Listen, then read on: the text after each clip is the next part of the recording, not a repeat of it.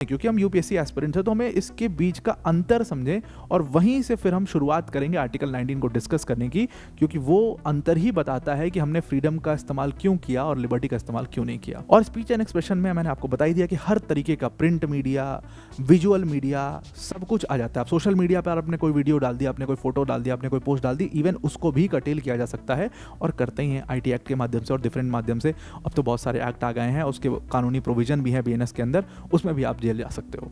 Express newspaper versus union of India 1958, रफली इसके fact सुन लो। तो यहाँ पर भी वही सेम किस्सा, वही सेम कहानी कि जो डिस्ट्रीब्यूशन था एक्सप्रेस न्यूज़पेपर का, उसके ऊपर रोक लगा दी गई थी।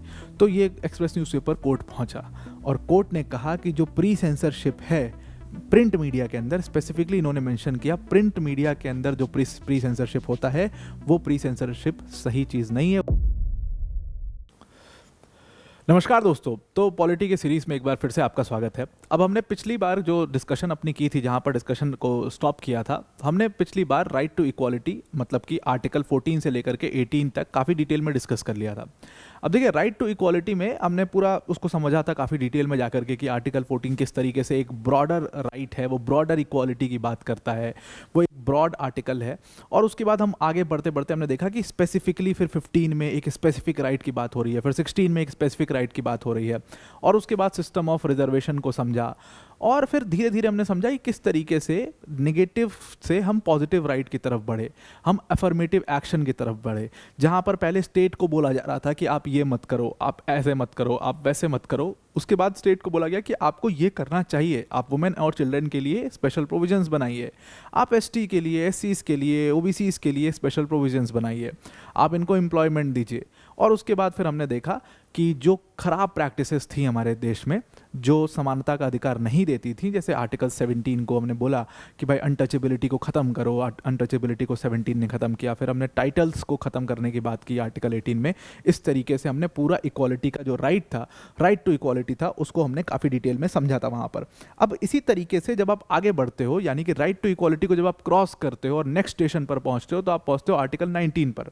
अब आर्टिकल 19 से लेकर के आर्टिकल 22 तक के आर्टिकल्स को हम राइट टू फ्रीडम कहते हैं, और उसी राइट टू फ्रीडम के अंतर्गत आज हम डिस्कशन करने वाले हैं आर्टिकल 19 की, यानी कि राइट टू फ्रीडम के पहले आर्टिकल की। तो आर्टिकल 19 से लेकर के आर्टिकल 22 तक हम राइट टू फ्रीडम की बात करते हैं। अब देखिए क्या है कि बिफोर गोइंग टू आर्टिकल 19 या आर्टिकल 19 की डिस्कशन शुरू करने से पहले थोड़ा सा हमें एक ओवरव्यू ले लेना बहुत ज़रूरी है कि एक्चुअली हम क्या डिस्कस करने वाले हैं। देखिए, जब आप इक्वालिटी को देख रहे थे तो हमने उसमें इक्वालिटी का एक ब्रॉडर मीनिंग समझा था कि इक्वालिटी, इक्विटी, कैसे दोनों में अंतर है, इक्वालिटी में क्या होता है, इक्विटी में क्या होता है, सर्कमस्टांसेस को कैसे देखा जाता है। ठीक वैसा ही जब आप प्रियम्बल देखते हो तो आपको प्रियम्बल में एक शब्द वहाँ पर नज़र आता है, दैट इज़ लिबर्टी। और लिबर्टी किस तरीके की लिबर्टी की बात करता है? वो बात करता है liberty of thought, liberty of expression, liberty of belief की। वहीं जब आप फंडामेंटल राइट्स में उतर करके आते हैं और नीचे उतर करके आते हैं तो आपको शब्द मिलता है फ्रीडम। अब यहाँ पर इन दोनों शब्दों में बहुत ही थिन लाइन का डिफरेंस है, लेकिन सवाल ये खड़ा होता है कि जब हम प्रियम्बल में लिबर्टी शब्द का इस्तेमाल कर रहे हैं तो फिर हम सेम शब्द यहाँ पर कॉन्स्टिट्यूशन में आर्टिकल 19 में लिबर्टी ही क्यों नहीं इस्तेमाल कर लिया, हमने फ्रीडम क्यों इस्तेमाल किया? क्योंकि दोनों के अगर हम मीनिंग को समझें तो कम मतलब ऑलमोस्ट सेम ही मीनिंग है दोनों का। मतलब ये सीता गीता वाली बात है कि दोनों सेम ही दिख रहे हैं, लेकिन अंतर है, थोड़ा बहुत अंतर है उनमें, लेकिन हमें दूर से नहीं पता चल रहा। वैसा कुछ है लिबर्टी और फ्रीडम का भी कहानी। अब देखिए, अगर हम इन दोनों को थोड़ा सा समझें, क्योंकि हम यूपीएससी एस्पिरेंट्स हैं, तो हमें इसके बीच का अंतर समझें और वहीं से फिर हम शुरुआत करेंगे आर्टिकल 19 को डिस्कस करने की, क्योंकि वो अंतर ही बताता है कि हमने फ्रीडम का इस्तेमाल क्यों किया और लिबर्टी का इस्तेमाल क्यों नहीं किया। एक्चुअल में लिबर्टी एक बहुत ही स्पेसिफिक टर्म है। Specific term as in liberty असल में बात करता है कि आपके ऊपर कोई बाहर से प्रेशर नहीं होना चाहिए, यानी कि कोई एक्सटर्नल प्रेशर या कोई गवर्नमेंट कंट्रोल आपके ऊपर नहीं होना चाहिए। ये लिबर्टी का सेंस आता है। लिबर्टी आपके राइट की बात नहीं करता है कि आप ये कर सकते हो, आप वो कर सकते हो, आप ऐसे एक्ट कर सकते हो, आप वैसे एक्सप्रेस कर सकते हो, ये सब बात नहीं करता है। वहीं फ्रीडम एक more of a broader term, freedom एक ब्रॉडर टर्म है जो ये तो बात करता है कि हाँ, बाहर से कोई प्रेशर नहीं होना चाहिए, गवर्नमेंट का कंट्रोल नहीं होना चाहिए, गवर्नमेंट इस तरीके से ऐसा ना करे, गवर्नमेंट ऐसे कर्टेल ना करे, लेकिन यहां पर आपको भी कुछ राइट्स मिल रहे हैं। आर्टिकल 19 ही आप अगर देख लो उठा करके, तो ये आपको राइट्स देता है कि भाई आपके पास freedom of speech and expression है, भाई आपके पास आप असेंबल हो सकते हो पीसफुली, भाई आप अपने एसोसिएशंस फॉर्म कर सकते हो, आप अपने यूनियंस फॉर्म कर सकते हो। तो ये आपको कुछ राइट या आपको कुछ एक्ट करने को कुछ राइट भी दे रहा है, और बाहर के प्रेशर से भी बचा रहा है, बल्कि आपको कुछ राइट्स भी दे रहा है। वहीं लिबर्टी सिर्फ और सिर्फ एक्सटर्नल प्रेशर से बचाने की बात करता है, वो कोई राइट क्रिएट नहीं करता है आपके लिए। इसीलिए हमने लिबर्टी शब्द का इस्तेमाल यहाँ ना करके फ्रीडम शब्द का इस्तेमाल किया। और दूसरी बात ये थी कि ये कई तरीके के फ्रीडम्स होंगे। ये आर्टिकल 19 में आप कुछ तरीके के फ्रीडम्स देख रहे हो, आप आर्टिकल 20 जब जाओगे तो वहाँ पर कुछ और तरीके के फ्रीडम्स देखोगे। 21 तो एक बहुत ही ब्रॉड आर्टिकल है, वहाँ पर बहुत सारे तरीके के फ्रीडम्स आप देखोगे। तो बेसिकली कहने का मतलब ये है कि कई तरीके के फ्रीडम्स है, इसीलिए हमने एक ब्रॉडर टर्म का इस्तेमाल किया। अब लिबर्टी अगर हम यहाँ पर इस्तेमाल कर लेते तो हम सिर्फ एक तरीके के फ्रीडम की बात, एक तरीके की ही राइट की बात हम कर पाते, यहाँ पर स्पेसिफिकली उसी चीज़ की बात यहाँ पर कर पाते, और इसीलिए हमने लिबर्टी का इस्तेमाल ना करके यहाँ पर फ्रीडम का इस्तेमाल किया। अब उसी राइट टू फ्रीडम के अंतर्गत हम पहले आर्टिकल को डिस्कस करेंगे, दैट इज आर्टिकल 19। अब देखिए दो आर्टिकल्स हैं before moving to this, article 19 और आर्टिकल 21, जो कि बहुत ही डिटेल्ड आर्टिकल्स हैं, और इनको अगर आपने पूरी तरीके से अच्छे से पढ़ लिया, क्योंकि जनरली जो क्वेश्चंस आते हैं प्रीलिम्स मेंस में, देखिए मेंस में डायरेक्टली यहाँ से क्वेश्चन बनेगा, मतलब सिर्फ इसी टॉपिक से बनेगा, दैट इज वेरी डिफिकल्ट, पर ये टॉपिक इंटरमिक्स होकर के दूसरे टॉपिक्स के साथ क्वेश्चन आ सकता है। अब दूसरी बात कि आर्टिकल 19 और 21 अगर आपने ढंग से पढ़ लिया है तो सवाल ज़्यादातर यहीं से बनते हैं और यहीं से सवाल पूछे भी जाते हैं। तो इन दोनों आर्टिकल्स को हम बहुत डिटेल में करेंगे, 20 और 22 को हम थोड़ा कम डिटेल में पढ़ने की कोशिश करेंगे, या ऐसा भी कर सकते हैं कि 20, 21, 22 एक ही क्लास में हम खत्म कर लें, लेकिन 19 पर हम अच्छे से थोड़ा सा टाइम दे करके इसको समझने की कोशिश करेंगे। अब आर्टिकल 19 में कई सारे सब क्लॉजेस हैं, जैसे आर्टिकल 19(1) है, जो आर्टिकल 19(1) के अंतर्गत ए, बी, सी, डी, ई और जी, एफ को डिलीट कर दिया गया है, इस पर हम आएंगे धीरे। और आर्टिकल 19(1) के अंतर्गत ये सारे 6 आपको फ्रीडम्स दिए जा रहे हैं, और उसके बाद 19(2), 19(3), 19(4), 19(5) ये सारे रीजनेबल रिस्ट्रिक्शंस हैं। अब अगर आप देखो आर्टिकल 19(1)(a) के अंदर, तो आर्टिकल 19(1)(a) कहता है कि आपके पास स्पीच एंड एक्सप्रेशन का अधिकार है। आर्टिकल 19(b) आपको कहता है कि आप कहीं पर भी पीसफुली असेंबल हो सकते हो, बस वो असेंबली जो है वो विदाउट आर्म्स होनी चाहिए। आर्टिकल 1(c) क्लॉज जो है वो कहता है कि आप कहीं भी एसोसिएशंस, आप देश में कोई भी एसोसिएशंस फॉर्म कर सकते हो अपने हिसाब से, आप कोई भी यूनियन फॉर्म कर सकते हो। आर्टिकल डी जो है वो कहता है कि आप भारत की टेरिटरी पर, जो इंडियन टेरिटरी है उसके ऊपर फ्रीली मूव कर सकते हैं। आर्टिकल 1(e) कहता है कि आप कहीं पर भी रिसाइड कर सकते हैं, आप भारत की टेरिटरी में कहीं पर भी सेटल डाउन हो सकते हैं।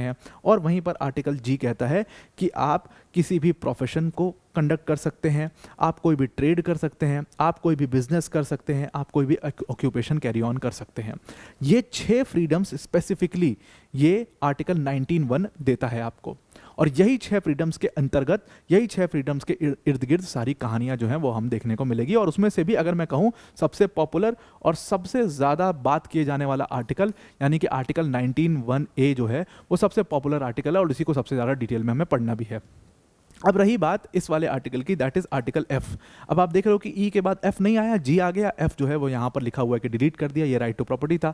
एक्चुअल में राइट टू प्रॉपर्टी के ऊपर हम पूरा एक अच्छा डिस्कशन करेंगे जब हम बेसिक स्ट्रक्चर और अमेंडमेंट के ऊपर डिस्कशन कर रहे होंगे। अभी के लिए बस आप इतना समझ लीजिए कि आर्टिकल 19(1)(f) जो था वो राइट टू प्रॉपर्टी था, वो यहाँ पर as a fundamental right mention था, और उसकी वजह से बहुत सारी दिक्कतें हुई, जैसे जितने भी लैंड सीलिंग्स एक्ट आए, जितने भी लैंड रिफॉर्म लॉज हम ला रहे थे, जिसका अब जैसे लैंड रिफॉर्म लॉज में, चलो सुन ही लो कहानी क्या था कि लैंड रिफॉर्म लॉज जब भी लाया जा रहा था, अब देखो कैसे रेलवेज बनेगा, कैसे इंफ्रास्ट्रक्चर डेवलप होगा भारत में। तो सरकार, इलेक्शन हो गए, सरकार बन गई, अब सरकार को एग्रीकल्चर के लिए कुछ करना पड़ेगा, सरकार को इंफ्रास्ट्रक्चर के लिए कुछ करना पड़ेगा, सरकार को रेलवेज बनाने हैं, सरकार को रोड्स बनाने हैं, ये सब करना है, स्कूल्स बनाने हैं। अब इसके लिए चाहिए ज़मीनें, तो ज़मीन भाई अब सरकार किसी से ज़मीन लेगी तभी तो बनाएगी, सरकार के पास खुद की तो ज़मीन है नहीं।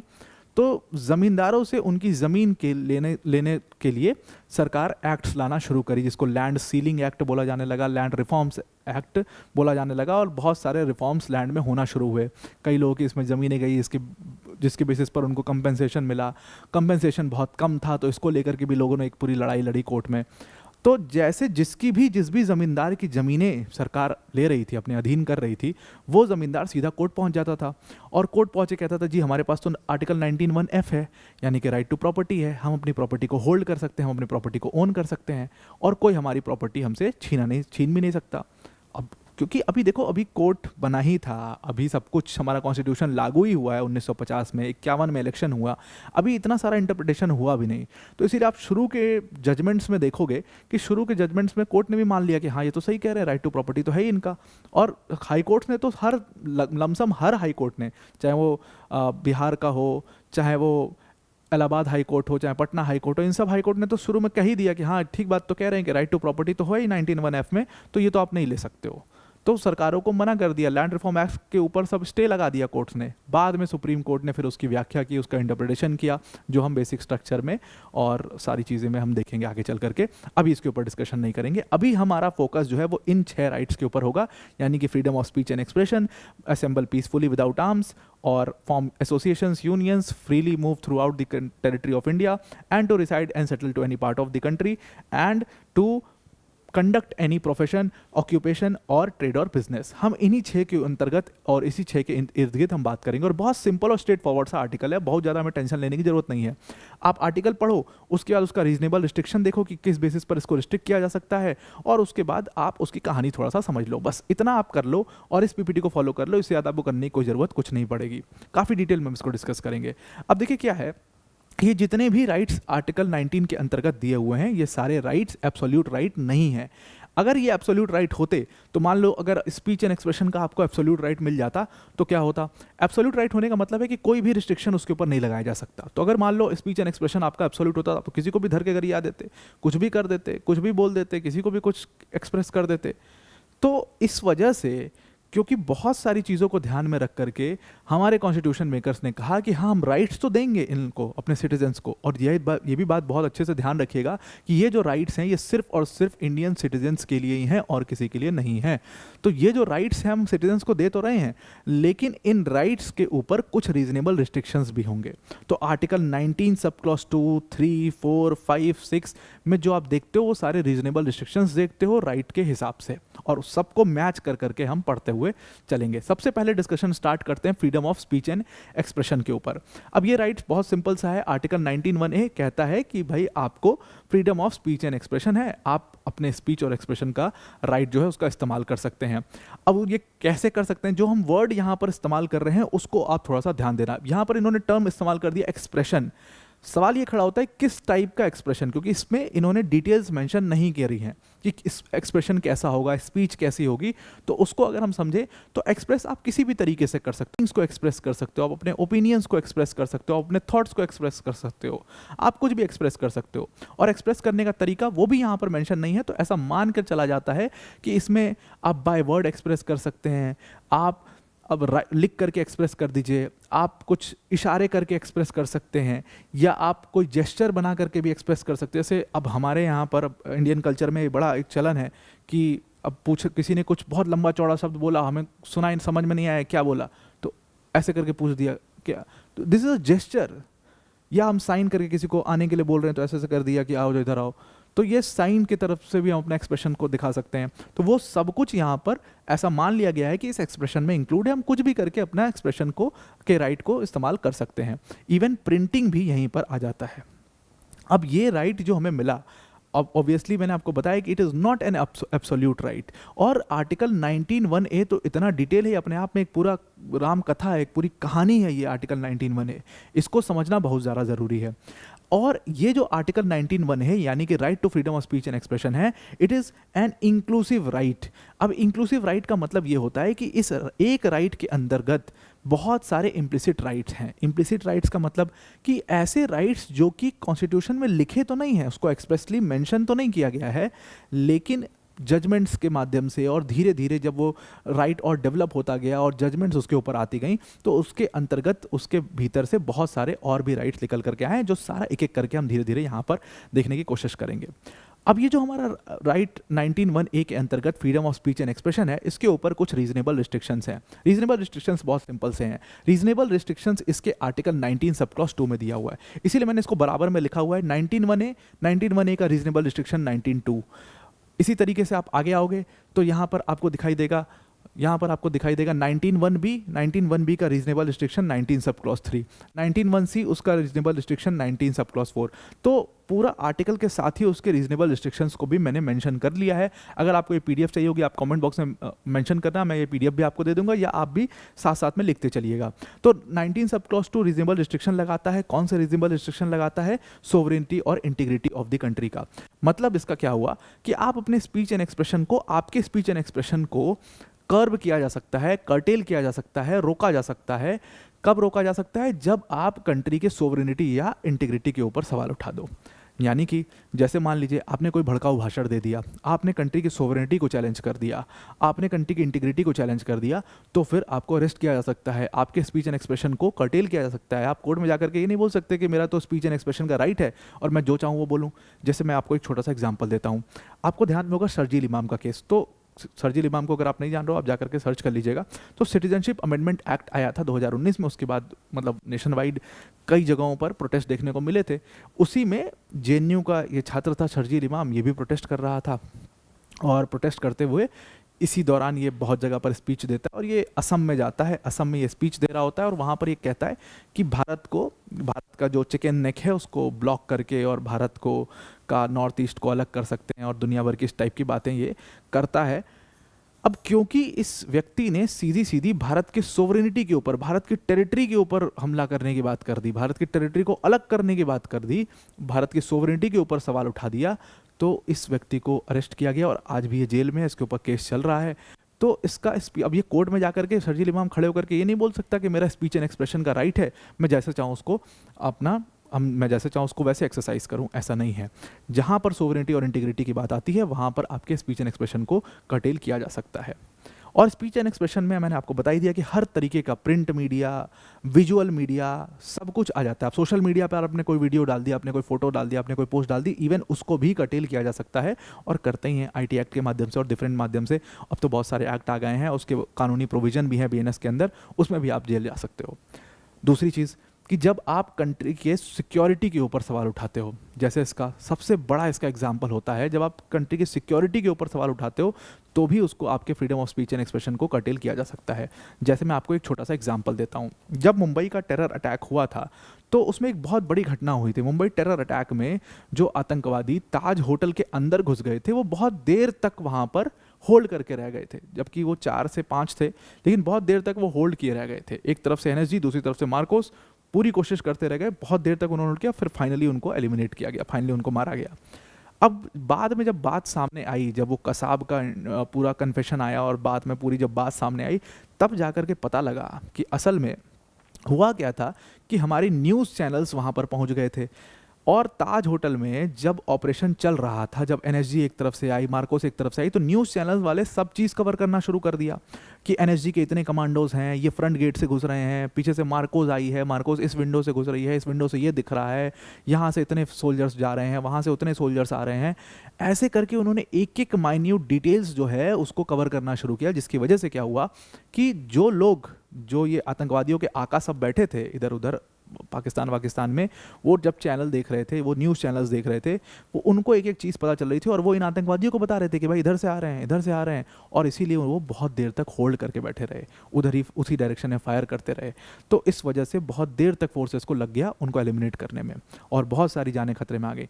तो इस तरीके से अगर कोई भी अपने स्पीच एंड एक्सप्रेशन से देश की सिक्योरिटी के ऊपर सवाल उठाता है या देश की सिक्योरिटी को खतरे में डालता है, तो स्पीच एंड एक्सप्रेशन को कर्ब किया जा सकता है। जैसे अभी भारत में रेड फोर्ट ब्लास्ट हुआ, आपने देखा कि रेड फोर्ट ब्लास्ट के बाद तुरंत क्या किया गया कि दोनों तरफ का जो एरिया था उसको कॉर्डन ऑफ कर दिया गया, यानी कि उसको ब्लॉक कर दिया गया, इवन मीडिया को भी अंदर नहीं जाने दिया जा रहा था। तो ऐसा नहीं है कि अब न्यूज़ चैनल वाले जा करके अब के कोर्ट में केस कर दें कि हमारा तो जी स्पीच एंड एक्सप्रेशन का राइट है और ये हमें अंदर नहीं जाने दे रहे, हमें कवर करने नहीं दे रहे हैं। तो इसीलिए कवर नहीं, क्योंकि सिक्योरिटी ऑफ स्टेट की बात है, स्टेट की सिक्योरिटी की बात है, इसलिए उसको कर्ब किया जा सकता है। तीसरी चीज़ है कि अगर आपका स्पीच एंड एक्सप्रेशन से कोई भारत का फ्रेंडली रिलेशन है किसी देश के साथ में, कोई भारत का फॉरेन नेशन है उसके साथ में फ्रेंडली रिलेशन खराब होता है, तो उस बेसिस पर भी आपके स्पीच एंड एक्सप्रेशन को कर्ब किया जा सकता है। फॉर एग्जांपल रशिया, मान लीजिए रशिया भारत का बहुत अच्छा दोस्त है, भारत अच्छे रिलेशन हैं रशिया के साथ भारत के, आपके किसी एक चीज़ की वजह से, आपने पुतिन के ऊपर कुछ ऐसा टिप्पणी कर दी, आप बहुत बड़े पब्लिक फिगर हो हमारे देश में, लोग इम्पैक्ट होते हैं आपसे, आपने पुतिन के ऊपर टिप्पणी करनी शुरू कर दी और आपने दुनिया भर की चीज़ें ऐसे करनी शुरू कर दी जिससे फ्रेंडली रिलेशंस भारत के ख़राब होते हैं, कुछ ऐसी होती है, कुछ ऐसी चीज़ें होती हैं, तो वहाँ पर आपको कर्व किया जा सकता है, आपके स्पीच एंड एक्सप्रेशन को भी कर्व किया जा सकता है। उसके बाद जहाँ पर बात डिसेंसी की आती है, जहाँ पर बात मोरालिटी की आती है, जहाँ पर public order, serious public order का इशू हो जाता है, मतलब आपने कहीं पर स्पीच दिया और वहाँ पर दंगे जैसा माहौल हो गया, वहाँ पर दो पार्टीज क्लैश कर गई, इस तरीके का कहीं माहौल होता है, तो आपके स्पीच एंड एक्सप्रेशन को कर्व किया जा सकता है।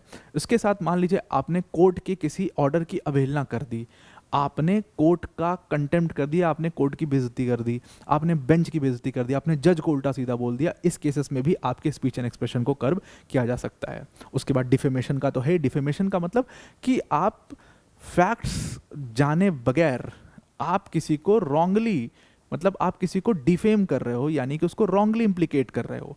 जैसे कि इसका बहुत प्राइम एग्जांपल है, मैं आपको बताता हूँ, और वो केस अभी चल भी रहा है। सुब्रमण्यम स्वामी का आपने नाम सुना होगा, बीजेपी के एक नेता हैं।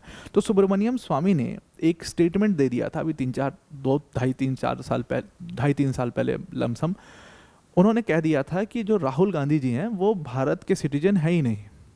उन्होंने कह दिया था कि ये तो यूके के सिटीजन हैं, और उन्होंने कुछ एक ऐसा कागज़ दिखा दिया था कि ये देखो वहाँ पर टैक्स में इनका नाम है, टैक्स स्लैब में आते हैं और वहाँ पर भरते हैं, और दुनिया भर के पता नहीं कौन सा कागज़ उन्होंने दिखा दिया था न्यूज़ पे। और उन्होंने कहा कि राहुल गांधी भारत के सिटीजन है ही नहीं, वो तो यूके के सिटीजन हैं, तो भारत में चुनाव कैसे लड़ते हैं, वो कैसे प्रधानमंत्री बनने का सपना देखते हैं, और दुनिया भर की इस टाइप की बात सुब्रमण्यम स्वामी ने कर दी थी। जैसे ही उन्होंने ये बात करी, वैसे ही राहुल गांधी जी ने उनके ऊपर डिफेमेशन का केस ठोक दिया। अब सुब्रमण्यम स्वामी ये नहीं कह सकते कि मेरे पास स्पीच एंड एक्सप्रेशन है, वो ये तब कह पाते जब वो उनकी कही हुई बात सच होती। अब क्योंकि उनकी कही हुई बात गलत है और इसीलिए राहुल गांधी ने उनके ऊपर केस कर दिया, तो वो डिफेमेशन का केस हो गया। डिफेमेशन का केस कभी भी सही कही हुई बातों पर नहीं होता। अब कोई कह दे, कोई सच फैक्ट कोई बता दे, जैसे आज धर्मेंद्र जी का निधन हो गया, तो अब कोई किसी ने अगर ये बात छाप दी कि धर्मेंद्र जी का निधन हो गया, तो उसके ऊपर कोई कार्रवाई नहीं की जा सकती।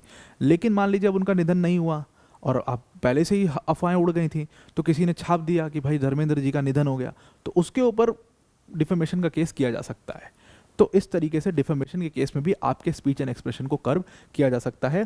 और फाइनली, अगर आप किसी ऑफेंस को इंसाइट करते हो, आप किसी को चढ़ाते हो कोई ऑफेंस करने के लिए, उस केस में भी आपके स्पीच एंड एक्सप्रेशन को कर्व किया जा सकता है। बहुत सारे हमने लाइव एग्जांपल्स के देखे हैं कि कई बार दिल्ली में दंगे हुए, तो दिल्ली के दंगे में बहुत सारे नेताओं को भी अरेस्ट किया गया। क्यों? क्योंकि उन्होंने भाषण दे दिए थे। उस भाषण की वजह से, जैसे ताहिर हुसैन ने भाषण दे दिया था जिसकी वजह से वहाँ पर लोग जो है भीड़ उग्र हो गई और भीड़ लड़ने लगी और दंगा जो है वो और भड़क गया।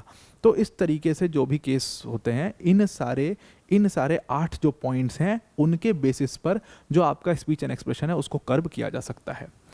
अब मैंने आपको जब स्टार्टिंग में आर्टिकल 19(1)(a) में डिस्कस कर रहा था स्पीच एंड एक्सप्रेशन का, तो मैंने स्टार्टिंग में आपको बोला था कि ये जो आर्टिकल 19(1)(a) है जो कि स्पीच एंड एक्सप्रेशन की बात करता है, ये फ्रीडम ऑफ प्रेस जो है वो इसके अंदर इम्प्लिसिट है। मैंने कहा था कि ये एक इंक्लूसिव राइट है, इसके अंतर्गत बहुत सारे राइट निकल करके आते हैं, उसी में से एक राइट है फ्रीडम ऑफ प्रेस। जो आज आप प्रेस, जो मीडिया, जो प्रिंट मीडिया, जो विजुअल मीडिया जो आप देखते हो, वो इसी की वजह से आज पूरा वो स्तंभ खड़ा है। और फ्रीडम ऑफ प्रेस यानी कि प्रेस को 4th pillar of the democracy भी कहा जाता है। ऑल्दो प्रेस का क्या स्थिति है और क्या हाल है, बस खाली मुर्गे लड़ाने के अलावा कोई काम नहीं है, लेकिन वो प्रेस जो है वो डेमोक्रेसी का 4th पिलर है। और जब हम इतना बड़ा डेमोक्रेटिक इंस्टीट्यूशन अपने देश को बना रहे हैं, तो फ्रीडम ऑफ प्रेस तो होनी ही चाहिए। ऑल्दो इसके ऊपर भी कुछ रिस्ट्रिक्शंस ज़रूर होती हैं, लेकिन फ्रीडम ऑफ प्रेस बहुत हद तक हमने ओपन अप करके रखा हुआ है, और बहुत सारी इसकी भी अपनी पूरी जर्नी, हम उस जर्नी को देखने की कोशिश करते हैं। अच्छा, एक बात आप और ध्यान में रखिएगा, जब मैं प्रेस कह रहा हूँ तो इसमें आपका प्रिंट मीडिया, हर तरीके का प्रिंट मीडिया, हर तरीके का विजुअल मीडिया, हर तरीके की वो रेडियो मीडिया, ये सब कुछ जो है वो इसके अंतर्गत आ जाता है। अब इसकी अपनी एक पूरी बड़ी दिलचस्प सी कहानी है इस पूरे फ्रीडम ऑफ प्रेस के आने की। तो देखिए, इसका शुरुआत कैसे होता है। एक केस हुआ था Brijbhushan versus state of Delhi, 1950 का ये केस था। असल में अभी देश हमारा जस्ट आज़ादी हुआ है और 1950 में जस्ट हमारा संविधान लागू ही हुआ था, अभी इंटरप्रिटेशन भी उतनी नहीं हुई थी। तभी आप देखिए फ्रीडम ऑफ प्रेस का केस जो है वो आ जाता है। होता क्या है, इस पूरी कहानी समझ लीजिए इस केस की। देखिए क्या है कि पंजाब में ईस्ट पंजाब सेफ्टी एक्ट एक था। असल में क्या था कि जो पार्टीशन से सबसे ज़्यादा जिस स्टेट को नुकसान हुआ, जो स्टेट सबसे ज़्यादा डिस्टर्ब रहा और बहुत सालों तक डिस्टर्ब रहा, इवन आज भी बहुत सारी डिस्टर्बेंस इन स्टेट्स में रही, उनमें से जम्मू कश्मीर एक स्टेट रहा, दूसरा पंजाब रहा, और भी बहुत सारे नॉर्थ ईस्ट के स्टेट्स भी रहे, वेस्ट बंगाल भी बहुत उससे परेशान रहा। मतलब जो भी पाकिस्तान से लगता हुआ इलाका था, जो भी पाकिस्तान से लगता हुआ बॉर्डरिंग स्टेट्स जो थे, वो सब परेशान रहे। उनमें से सबसे ज़्यादा परेशान पंजाब रहे और जम्मू कश्मीर जैसे स्टेट्स रहे। तो पंजाब में उस समय काफ़ी डिस्टर्बेंसेस थी, और एक उस समय न्यूज़ अखबार चलता था, आपने नाम भी सुन रखा होगा, द ऑर्गेनाइज़र। ये द ऑर्गेनाइज़र जो अखबार था, ये पंजाब में हुए पार्टीशन की वजह से इश्यूज़ के ऊपर बहुत सारे आर्टिकल्स छापा करता था, खूब उन इश्यूज़ के ऊपर लिखा करता था, जो गलत हुआ था उसके ऊपर लिखा करता था, जो गलत हो रहा था उसके ऊपर लिखा करता था, काफ़ी पंजाब के इश्यूज़ को कवर करता था। तो जो पंजाब के चीफ कमिश्नर थे, उन्होंने एक ऑर्डर जारी किया, और उस ऑर्डर में उन्होंने द ऑर्गेनाइज़र को कहा कि अब आप पंजाब इशू के ऊपर अगर कोई भी आर्टिकल छापने जा रहे हो, उस पहले आपको अपने अखबार को सबमिट करना पड़ेगा, इवन पब्लिकेशन से पहले, प्रिंटिंग से पहले आपको अपने अखबार को सबमिट करना पड़ेगा, फिर उसका रिव्यू होगा, और तब जा करके आप उस अखबार को छाप पाओगे। और ये काम उन्होंने किया section 7 of east Punjab safety act के माध्यम से। अब ईस्ट पंजाब सेफ्टी एक्ट के माध्यम से, सेक्शन 7 के माध्यम से उन्होंने ये कह दिया कि भाई आपको रिव्यू कराना पड़ेगा अपना अखबार, तभी आप अखबार को प्रिंट कर पाओगे। अब आप इसको हम अगर लीगल भाषा में कहें तो ये उन्होंने प्री सेंसरशिप कर दिया। प्री सेंसरशिप मतलब कि पब्लिकेशन के पहले ही उसको काट दिया, यानी कि उसको रोक दिया। सेंसर का मतलब क्या होता है? सेंसर का मतलब होता है कट। जैसे आपने सेंसर मोशन, अभी आप आगे हम पार्लियामेंट में आएंगे तो पढ़ेंगे सेंसर मोशन, कट मोशन। तो सेंसर करने का मतलब क्या? उसको पार्शली जो कंटेंट्स थे जो खराब थे उसको कट कर दिया, उसको प्री सेंसरशिप। दो चीज़ें होती है, एक प्री सेंसरशिप, एक पोस्ट सेंसरशिप। तो पब्लिकेशन के पहले जो चीज़, जैसे मूवी है, अब कोई भी मूवी बनती है तो पहले सेंसर बोर्ड के पास जाती है ना। और सेंसर बोर्ड क्या करता है? सेंसर बोर्ड उसमें से जो खराब सीन है कहेगा इसको हटा दो, ये गाली गलौज है इसको हटा दो, ये खराब चीज़ है इसको हटा दो। तो ये क्या है? प्री सेंसरशिप है। अभी मूवी बाहर नहीं आई है, अभी पब्लिक नहीं हुई है, पहले ही कट कर दिया, तो वो प्री सेंसरशिप हो गया। उसी तरीके से यहाँ पर इन्होंने क्या किया, इन्होंने द ऑर्गेनाइजर को बोला कि तुम अपना रिपोर्ट मेरे पास, तुम अपने जो भी आर्टिकल लिखो मेरे पास भेजो, मैं रिव्यू करूंगा और उसके बाद वो पब्लिश होगा, यानी कि प्री सेंसरशिप कर दिया। तो ये तुरंत भागे भागे पहुंच गए कोर्ट, और जब कोर्ट पहुंचे तो वहां पर कोर्ट ने सबसे पहले तो कहा कि आर्टिकल 19(1)(a) के अंतर्गत, बहुत ध्यान से सुनिएगा, आर्टिकल 19(1)(a) के अंतर्गत जो फ्रीडम ऑफ प्रेस है उसमें प्री सेंसरशिप नहीं किया जा सकता है। और कोर्ट ने इस ऑर्डर को इनवैलिडेट ठहरा दिया, यानी कि प्रिंट मीडिया के अंदर, और स्पेसिफिकली इसीलिए मैं यहाँ पर लिख देता हूँ, आप भी अपने नोट्स में लिख लीजिएगा, प्रिंट मीडिया के अंदर प्री सेंसरशिप बिल्कुल भी नहीं किया जा सकता है। इसी से जुड़ा हुआ एक दूसरा मामला था जो कि एक्सप्रेस न्यूज़पेपर का मामला था, express newspaper versus union of India 1958। रफली इसके फैक्ट सुन लो। तो यहाँ पर भी वही सेम किस्सा, वही सेम कहानी कि जो डिस्ट्रीब्यूशन था एक्सप्रेस न्यूज़पेपर का उसके ऊपर रोक लगा दी गई थी। तो ये एक्सप्रेस न्यूज़पेपर कोर्ट पहुंचा, और कोर्ट ने कहा कि जो प्री सेंसरशिप है प्रिंट मीडिया के अंदर, स्पेसिफिकली इन्होंने मेंशन किया प्रिंट मीडिया के अंदर जो प्री सेंसरशिप होता है वो प्री सेंसरशिप सही चीज़ नहीं है, वो प्री सेंसरशिप इनवैलिडेट है, इनवैलिडेट कर दिया उसको। और आगे चल करके कोर्ट ने ये भी कहा कि ऐसा नहीं है कि आप डिस्ट्रीब्यूशन भी रोक दो, आप डिस्ट्रीब्यूशन भी नहीं रोक सकते अगर आपके पास रीजनेबल रिस्ट्रिक्शन नहीं है।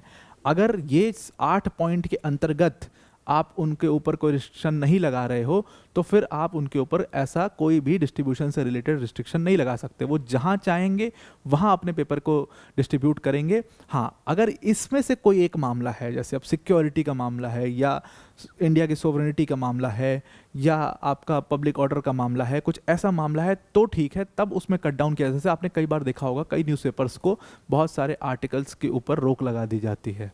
क्यों लगा दी जाती है? कि पब्लिक ऑर्डर है, दंगा हो जाएगा। बहुत सारी मूवीज़ का बैन सुना होगा कि मूवी बैन कर दिया गया। क्यों बैन कर दिया गया? भाई ये मूवीज़ आएगी, लोगों के मन आहत हो जाएगा, लोग जो है गुस्सा हो जाएंगे। तो इस वजह से अगर उसमें नहीं आ रहा है, अगर उस 8 पॉइंट अप्लाई नहीं हो रहे हैं तो आप इनके जो डिस्ट्रीब्यूशन है उसको भी नहीं रोक सकते हो। और अगर आप डिस्ट्रीब्यूशन को रोक रहे हो that is again the violation of article 19(1)(a। तो ये पूरी कहानी थी। उसके बाद बहुत सारी, ऐसा नहीं है कि हमारा जो फ्रीडम ऑफ प्रेस है वो एकदम ओपन है और एकदम खुला है, कोई सेंसरशिप नहीं है, सेंसरशिप होती है। सकल न्यूज़पेपर्स का केस था, ऑल्दो मैंने यहाँ पर लिखा नहीं है, बहुत इंपॉर्टेंट नहीं है, लेकिन आप इसको सुन लीजिए ऐसे केस को। सकल newspapers versus union of India का केस था। सकल न्यूज़पेपर्स के भी डिस्ट्रीब्यूशन को के ऊपर रोक लगा दी गई थी और सकल न्यूज़पेपर्स भी कोर्ट पहुंच गया था और उसने कहा, कंटेंट किया कि 19(1)(a) के अंतर्गत भाई हमें तो रिलीफ दीजिए और हमारा डिस्ट्रीब्यूशन को होने दीजिए। कोर्ट ने उसमें पार्शियल डिस्ट्रीब्यूशन होने दिया था, पूरी तरीके से नहीं होने दिया था। इसी तरीके से कम 20 केस मैं आपको गिनवा दूंगा जो होते रहते हैं, अक्सर होते रहते हैं, और अभी रिसेंट के तो बहुत सारे केसेस हैं जो होते रहते हैं। जी मीडिया का, जी न्यूज़ का एक केस था, बीसीसीआई का केस था, उसके बाद ऐसे दुनिया भर के केस हैं जो मतलब सेंसरशिप को लेकर के कोर्ट में जाया करते हैं और कोर्ट उनके ऊपर डिसीजन दिया करता है। सारा पढ़ने की हमें ज़रूरत नहीं है। अब एक और बड़ा इंपॉर्टेंट जो कि केस था, जो कि फ्रीडम ऑफ प्रेस से ही रिलेटेड था, दैट वाज के Abbas versus union of India 1970, और ये केस एक्चुअल में मूवीज़ के ऊपर था। अब हुआ क्या, प्री सेंसरशिप वहाँ पर मतलब जो प्रिंट मीडिया के केस में कह दिया कोर्ट ने कि प्री सेंसरशिप आप नहीं कर सकते। अब इस समय तक ध्यान में रखिएगा, ये 1970 का दौर है, इस समय तक सेंसर बोर्ड भारत में बन चुका था। और के अब्बास के बारे में अगर आप जानते हो तो के अब्बास डायरेक्टर भी रहे हैं, स्क्रीन राइटर भी रहे हैं, बहुत बड़े राइटर रहे हैं, बहुत बड़े डायरेक्टर भी रहे हैं। के अब्बास उस समय पर मतलब इनका एक कहते हैं ना कि रौला चलता था, एकदम रुतबा चलता था फिल्म इंडस्ट्री के ऊपर। बहुत बड़ी बहुत अच्छी पिक्चरें इन्होंने लिखी हैं, कई सारे नेशनल अवार्ड्स वगैरह बहुत जीते हैं इन्होंने। इनकी कई सारी मूवीज़ नॉमिनेट भी हुई हैं इंटरनेशनल फिल्म फेस्टिवल्स में, बहुत सारे फिल्म फेस्टिवल्स में इनकी मूवी जो है वो नॉमिनेट हुई है। बड़ी फेमस इन्होंने मूवी बनाई, जैसे एक मेरा नाम जोकर आपने सुना होगा। तो मतलब राज कपूर को मतलब जो पूरी ख्याति मिली, जो पूरी एक प्रसिद्धि मिली, वो उस मूवी से मिली, मेरा नाम जोकर। तो वो मेरा नाम जोकर इन्होंने ही लिखी थी। उसके बाद एक बहुत बड़ी मूवी थी, राज कपूर ने उसको डायरेक्ट किया था, उन्होंने उसको प्रोड्यूस किया था, बॉबी नाम की, और उस मूवी से ऋषि कपूर को ब्रेक दिया गया। उस मूवी को भी के अब्बास ने लिखा था। तो राइटर भी बहुत तगड़े थे, डायरेक्टर भी बहुत तगड़े थे, बहुत बड़ी मूवीज़ इन्होंने बनाई थी। तो मेरे ख्याल से मेरा नाम जोकर वो भी इसी 70 में मेरा नाम जोकर आई थी और 73 में बॉबी मूवी आई थी। इन्हीं दोनों मूवीज़ में से किसी एक मूवी का ये इशू था कि कई सारे सीन्स को सेंसर बोर्ड ने कट करने के लिए बोल दिया, और वो मूवी लेजेंडरी मूवी थी। मेरे ख्याल से बॉबी का ही सीन था, कुछ ऐसे सीन्स थे जिनको कट करने के लिए बोल दिया था ऋषि कपूर। उसमें मतलब ऋषि कपूर को ब्रेक मिला था उस मूवी से। वो शायद उनकी मेरे ख्याल से संभवतः पहली मूवी थी, उनके पापा ने उनको ब्रेक दिया था उसकी मूवी में, क्योंकि वही डायरेक्ट कर रहे थे। तो ऋषि कपूर, जो लोगों को नहीं पता होगा, वो रणबीर कपूर के पापा की बात हो रही है यहाँ पर, और रणबीर कपूर के दादा यानी राज कपूर की बात हो रही है। तो के अब्बास ने उनको ब्रेक दिया और उसमें कोर्ट ने कुछ सीन्स उसमें कट डाउन करने के लिए बोल दिया था। तो के अब्बास सीधा कोर्ट पहुंच गए। जब वो कोर्ट पहुंचे तो उन्होंने कहा कि भाई प्री सेंसरशिप किया जा रहा है, वहाँ पर आपने प्रिंट मीडिया के केस में कहा था कि प्री सेंसरशिप अलाउड नहीं है, फिर यहाँ पर प्री सेंसरशिप क्यों कर रहे हैं? भाई मूवी रिलीज़ होने दो, अगर कोई दिक्कत होगी तो बाद में आप सेंसर कर लेना। कोर्ट ने कहा नहीं, जैसे हमने प्रिंट मीडिया को ट्रीट किया है वैसे हम मूवीज़ को या मोशन पिक्चर्स को वैसे हम ट्रीट नहीं कर सकते। अब क्यों नहीं कर सकते यार? कोर्ट में जो जजेस बैठे हैं वो लोग भी आम इंसान की तरह हैं, वो लोग भी देखते हैं क्या चल रहा है दुनिया में। अब इस समय तक बड़ी मदर इंडिया टाइप की पिक्चरें आ चुकी थी जिन्होंने लोगों को बहुत मतलब लोगों का मन एकदम मुग्ध कर दिया था। एक और बड़ी फेमस मूवी आई थी बंगाल फेमिन के ऊपर, जो ये इन्होंने बनाई थी, के अब्बास ने। उसने लोगों को इतना अंदर से इतनी नफरत भर दी अंग्रेजों के प्रति कि लोग एकदम निगेटिव, बहुत ही अंग्रेजों के खिलाफ हो गए थे।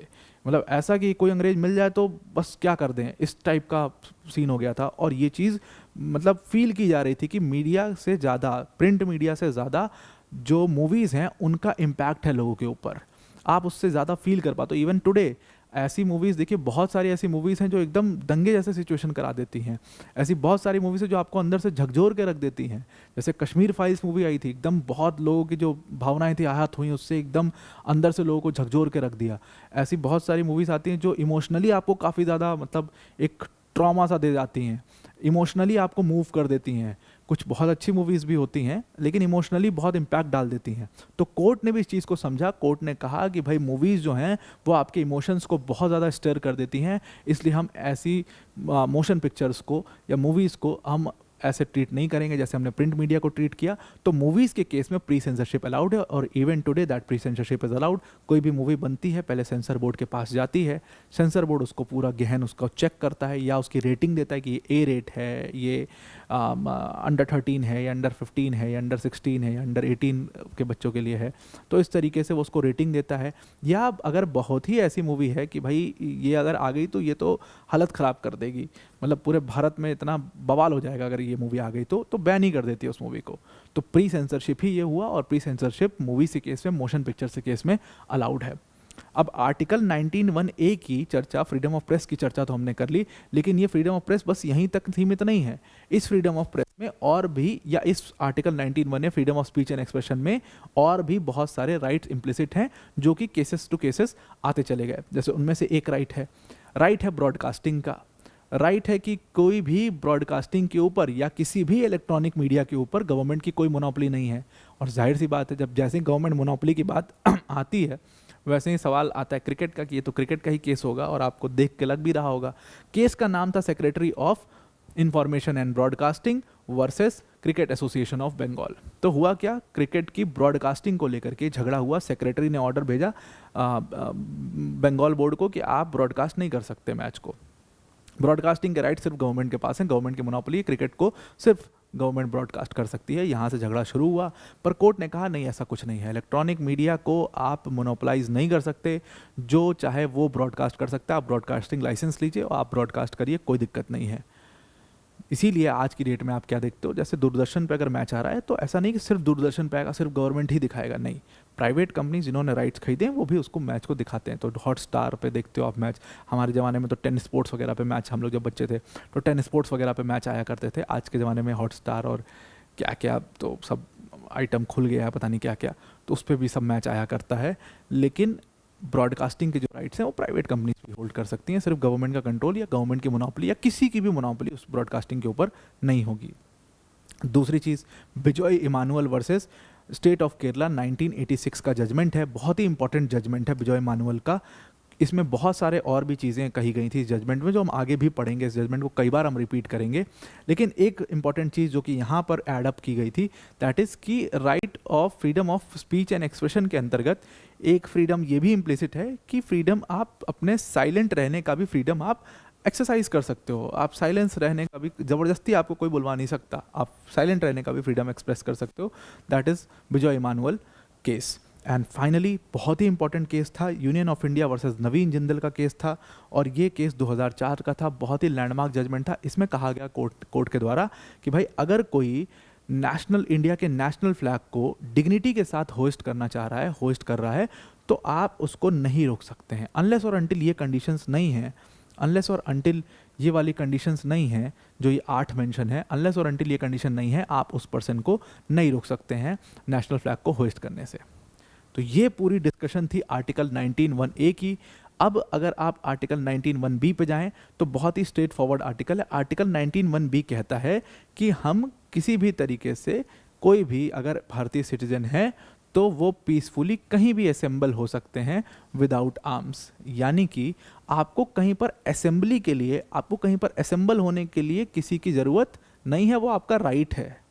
लेकिन जो असेंबली आप कर रहे हो वो विदाउट आर्म्स होनी चाहिए। अगेन ये राइट, मान लीजिए असेंबली का राइट यहाँ पर दे दिया और ये एब्सोल्यूट राइट होता तो आप तो रोड ही पर, अब देखते हो टेंट उंट लगा के वहीं पे बारात शुरू, वहीं पर भंडारा शुरू, वहीं पर सब काम शुरू, तो वैसे हो जाता। तो जाहिर सी बात है उसके ऊपर कुछ रीजनेबल रिस्ट्रिक्शंस होंगे। तो आर्टिकल 19(1)(b) के जो रीजनेबल रिस्ट्रिक्शंस हैं वो मेंशन है आर्टिकल 19 सब क्लॉज 3 के अंतर्गत। इसमें 2 ही चीज़ मेंशन है, सिर्फ 2 चीज़। वहाँ पर 8 बातें मेंशन थी क्योंकि वो आर्टिकल ही इतना बड़ा था। यहाँ पर सिर्फ 2 चीज़ें मेंशन है क्योंकि बड़ा स्ट्रेट फॉरवर्ड सा आर्टिकल है।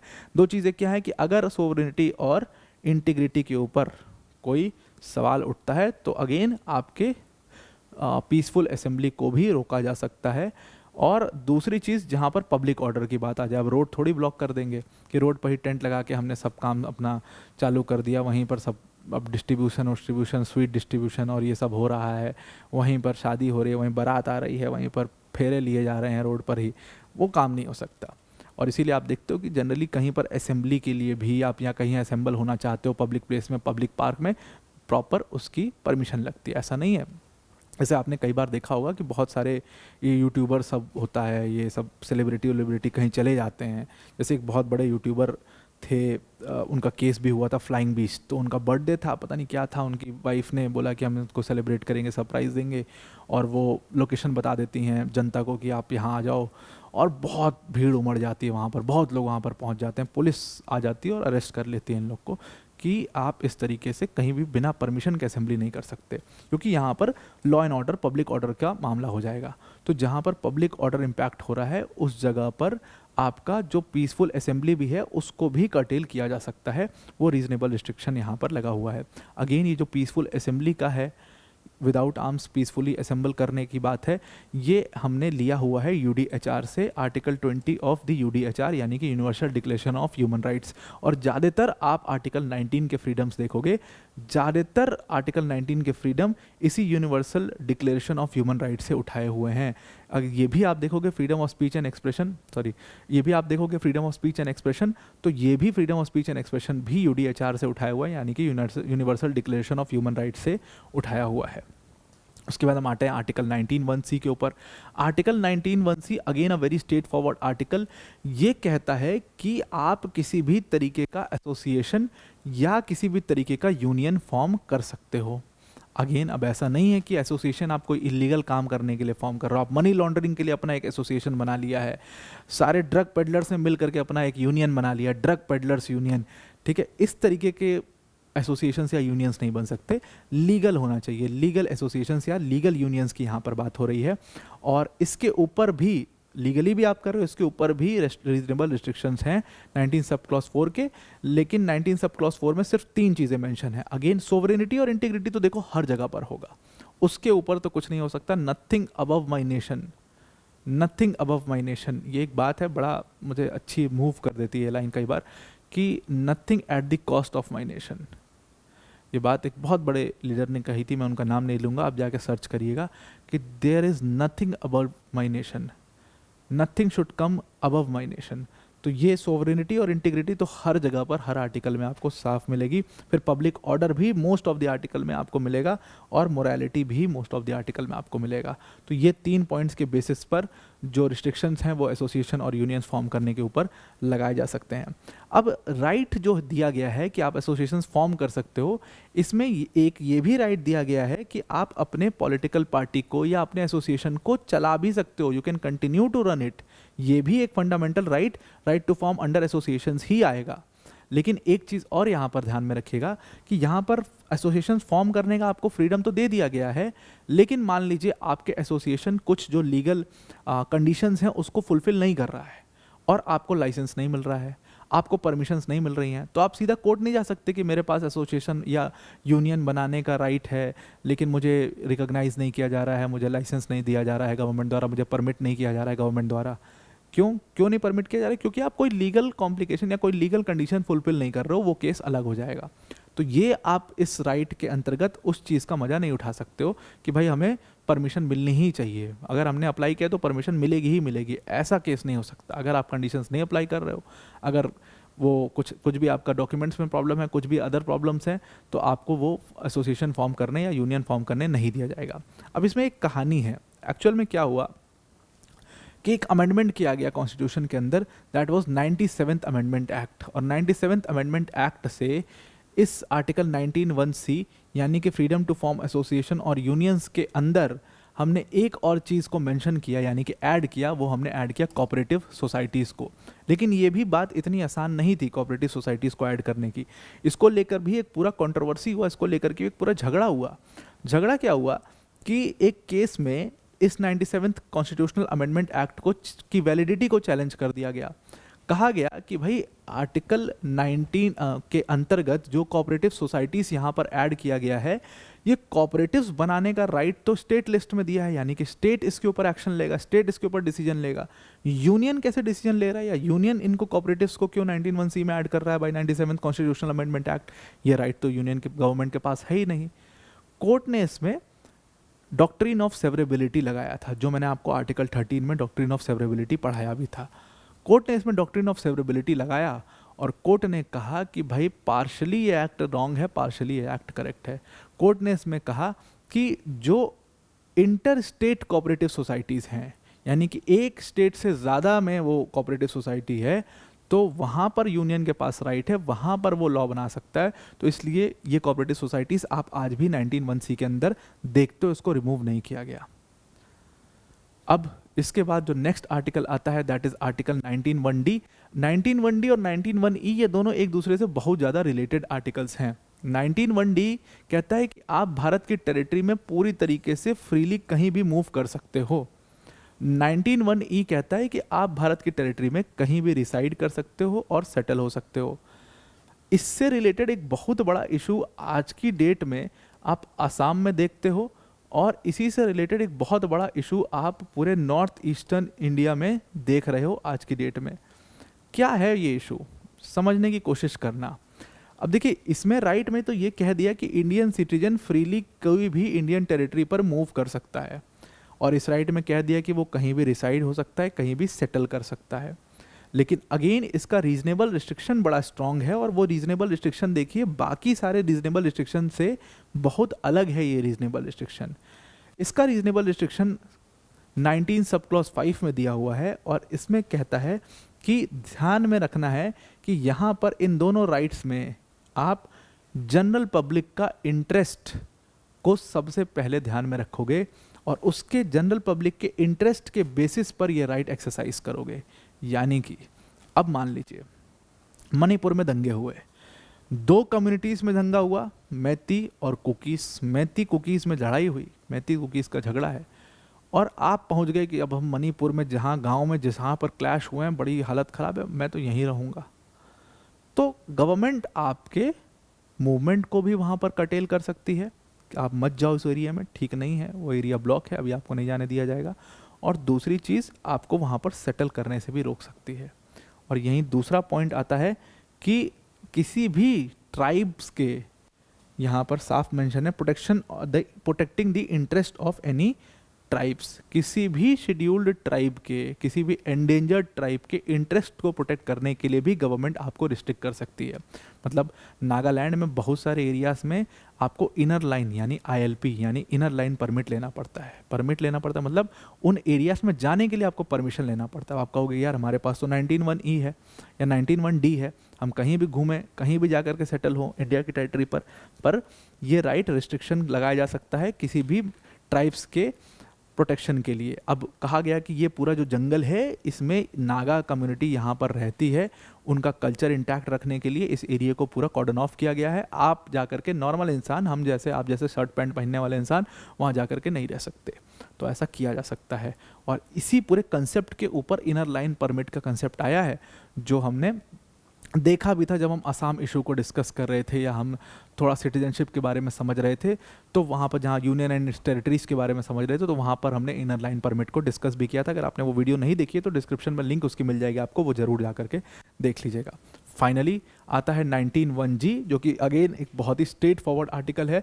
ये कहता है कि आप कोई भी प्रोफेशन प्रैक्टिस कर सकते हैं, आप कोई भी ऑक्यूपेशन, ट्रेड या बिजनेस को प्रैक्टिस कर सकते हैं, बस इसके ऊपर दो रिस्ट्रिक्शन। अब ऐसा नहीं है कि आप ड्रग्स बेचना शुरू कर दिया, आपने कोई ऐसा इलीगल मनी लॉन्ड्रिंग का काम शुरू कर दिया, ऐसे ऑक्यूपेशन या प्रोफेशन नहीं, लीगल ऑक्यूपेशंस या प्रोफेशंस आप कर सकते हैं। लेकिन इसके ऊपर अगेन रिस्ट्रिक्शन है, रिस्ट्रिक्शन 19 सब क्लॉज 6 में मेंशन है। रिस्ट्रिक्शन बहुत सिंपल है। मान लीजिए किसी जॉब में गवर्नमेंट ने कुछ प्रोफेशनल क्वालिफिकेशन रखा है, तो ऐसा नहीं है कि प्रोफेशनल क्वालिफिकेशन आपने पूरा नहीं किया और आप चले गए जॉब मांगने। अब मान लीजिए आप असिस्टेंट इंजीनियर बनना चाहते हो, तो उसके लिए आपके पास बीटेक की डिग्री होनी चाहिए। बीटेक की डिग्री भी इस प्रॉपर तरीके से होनी चाहिए, फिर उसके लिए क्वालिफिकेशन एग्जाम होता है, वो आप क्वालिफाई करिए तब आपको नौकरी मिलेगी। ऐसा नहीं कि आप कहें कि भाई मेरे पास तो आर्टिकल 19(1)(g) है, अब तो मुझे ये राइट दे, अब तो मैं प्रोफेशन, ट्रेड, बिजनेस सब करूँगा, तुम्हारी क्या मतलब, तुम्हारी क्या मजाल छेड़े दिलेर को, वो सब नहीं हो सकता। आपके ऊपर प्रोफेशनल क्वालिफिकेशन के बेसिस पर रिस्ट्रिक्शन लग सकता है। और दूसरी चीज़, बहुत सारे सेक्टर्स ऐसे हैं जहां पर सिर्फ गवर्नमेंट ट्रेड करती है, तो स्टेट मोनोपोली जहां पर होगी, या स्टेट ने स्पेसिफिकली बताया होगा कि इन सेक्टर्स में कोई भी प्राइवेट पार्टनर नहीं बिजनेस कर सकता, वहां पर भी आपके ऊपर रिस्ट्रिक्शन लगाया जा सकता है। जैसे डिफेंस सेक्टर आज भी गवर्नमेंट पूरी तरीके से मोनोपलाइज करती है, गवर्नमेंट रन करती है। मिनरल सेक्टर आज भी गवर्नमेंट रन करती है। एक ज़माने में टेलीकॉम को भी सिर्फ गवर्नमेंट रन करती थी, एक ज़माने में इलेक्ट्रॉनिक्स सिर्फ गवर्नमेंट रन करती थी। आज तो खैर प्राइवेटाइजेशन के बाद उसको खोल दिया गया, लेकिन डिफेंस आज भी, मिनरल्स आज भी, एक्सप्लोरेशन ऑफ मिनरल्स आज भी गवर्नमेंट के पास है। तो जहाँ पर स्टेट मोनोपोली की बात आएगी वहाँ पर भी आपके ट्रेड के राइट को रोका जा सकता है, आपके ऑक्यूपेशन के राइट को रोका जा सकता है। तो आज के डिस्कशन में आर्टिकल 19 में इतना ही। आई होप काफ़ी डिटेल में मैंने इसको कवर करने की कोशिश करी, जो भी इंपॉर्टेंट केसेस से सब कुछ मैंने आपको यहाँ पर कवर करा दिया। इससे ज़्यादा और इससे ज़्यादा डीप में आपको जाने की कोई ज़रूरत नहीं है। तो आज के लिए इतना ही। Thank you and have a nice day.